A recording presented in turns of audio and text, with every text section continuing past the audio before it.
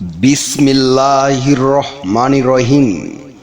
বিশ্ব আধ্যাত্মিক জ্ঞান সঞ্চার দরবার শরীফের প্রতিষ্ঠাতা আমার মুর্শিদ কেবলা গাউসুল আজম শামীম আলী চিশতির দরবার হইতে আমি শাহ আলম আপনাদের সকলকে জানাই আন্তরিক শুভেচ্ছা ও অভিনন্দন। আমার মুর্শিদ কেবলা গাউসুল আজম শামীম আলী চিশতির দরবার হইতে আবারও কিছু আলোচনা নিয়ে আপনাদের সামনে হাজির হইলাম। আশা করি সকলে ভালো আছেন এবং সকলেই মনোযোগ সহকারী এবং ধৈর্য সহকারী শুরু থেকে শেষ পর্যন্ত সম্পূর্ণ আলোচনাটি শুনুন। আমি যে আলোচনাটি নিয়ে আপনাদের সামনে হাজির হইলাম সেই আলোচনাটি হলেন মাওলা আলীর তালিম কি ছিল। এই নিয়ে কিছু তত্ত্ব আলোচনা করিব, তাই সকলেই মনোযোগ সহকারী এবং ধৈর্য সহকারী শুরু থেকে শেষ পর্যন্ত সম্পূর্ণ আলোচনাটি শুনুন। শুরুতেই বিশ্বের সকল স্তরে লোকদের উদ্দেশ্য করে বলছি, আমার লক্ষ্য আমার মুর্শিদ কেবলা গাউসুল আজম শামীম আলী চিশতির লেখা গ্রন্থের বিষয়বস্তু আপনাদের সামনে উপস্থাপনা করা, যাতে আপনারা সকলেই হাকিকত জানতে পারেন, বুঝতে পারেন এবং হাকিকতের জ্ঞান নিতে পারেন। আমি যে আলোচনাটি নিয়ে আপনাদের সামনে হাজির হইলাম, এই আলোচনাটি আপনাদের জন্য অনেক গুরুত্বপূর্ণ। এই আলোচনার মাধ্যমে আপনারা সকলেই জানতে পারবেন মাওলা আলীর তালিম কি ছিল। তাই সকলেই মনোযোগ সহকারী এবং ধৈর্য সহকারী শুরু থেকে শেষ পর্যন্ত সম্পূর্ণ আলোচনাটি শুনুন। মাওলা আলীর তালিম কি ছিল? সেই আমলে তালিমের পায়েস না পাওয়া পর্যন্ত কি করে তুমি মাওলা আলীর আশেক হয়ে যাও? আগে জানতে হবে ইলমের দরজা কি।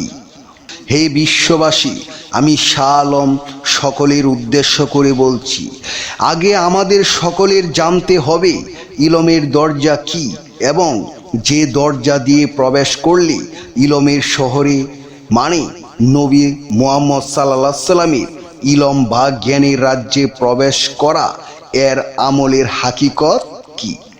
যে ইলমের মাধ্যমে তোমার কালবের উপরে যে 1,80,000 নার এর জাল, সেই জালকে কে জ্বালিয়ে হৃদয়ের তালা খুলে অচেতন লতিফাকে কে চেতনায় ফিরে এনে আল্লাহর জিগিরে লাগানো।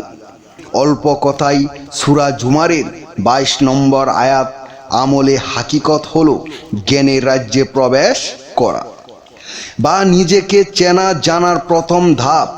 নবী মুহাম্মদ সাল্লাল্লাহু আলাইহি সাল্লামের জ্ঞানের শহর তা বলা সম্ভব নয়। যাকে যতটুকু জানার তৌফিক দিবে সেই হিসেবে বলতে পারবে।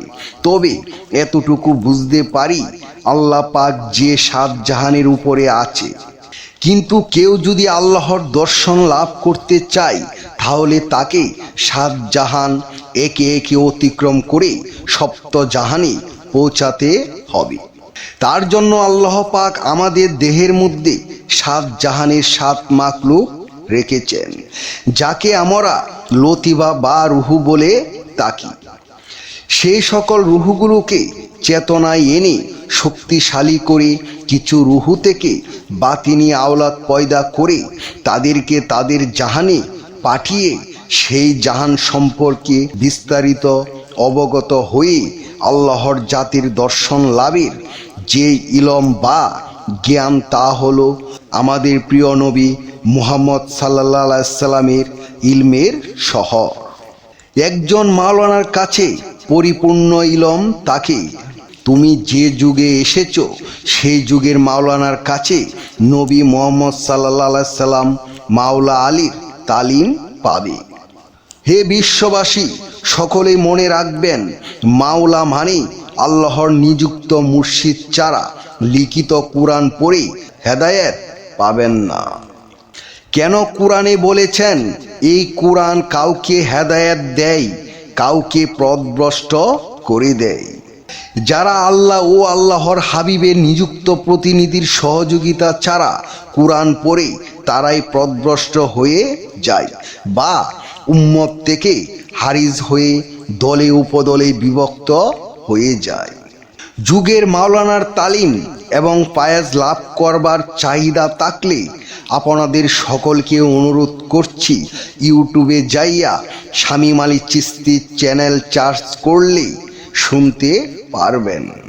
হে বিশ্ববাসী, আমি বিশ্ব আধ্যাত্মিক জ্ঞান সঞ্চার দরবার শরীফ থেকে শাহ আলম বলছি।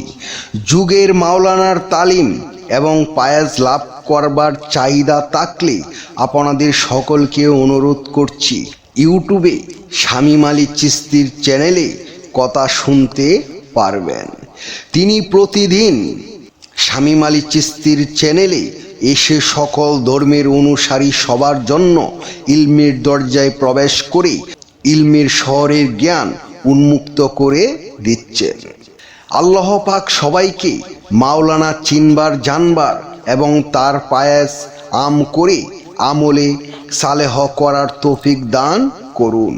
আমি যে আলোচনাটি আপনাদের সামনে করেছি, এই আলোচনাটি আপনাদের কাছে কতটুকু ভালো লেগেছে? যদি ভালো লেগে থাকে তাহলে আমাদের এই চ্যানেলটি সাবস্ক্রাইব করে দিবেন। সামনে ভালো ভালো আলোচনাগুলো পেয়ে যাবেন। এবং আপনারা সামনে কী ধরনের আলোচনা চান আমাদেরকে কমেন্টে জানাবেন। আমরা চেষ্টা করিব আপনাদের পছন্দ মতো আলোচনা নিয়ে আসতে। আমার এই আলোচনাটি করতে যাইয়া কথা বা স্বাচ্ছন্দ্যে যদি কোনো ভুল হইয়া থাকে সকলেই আমাকে ক্ষমা ও সুন্দর দৃষ্টিতে দেখবেন।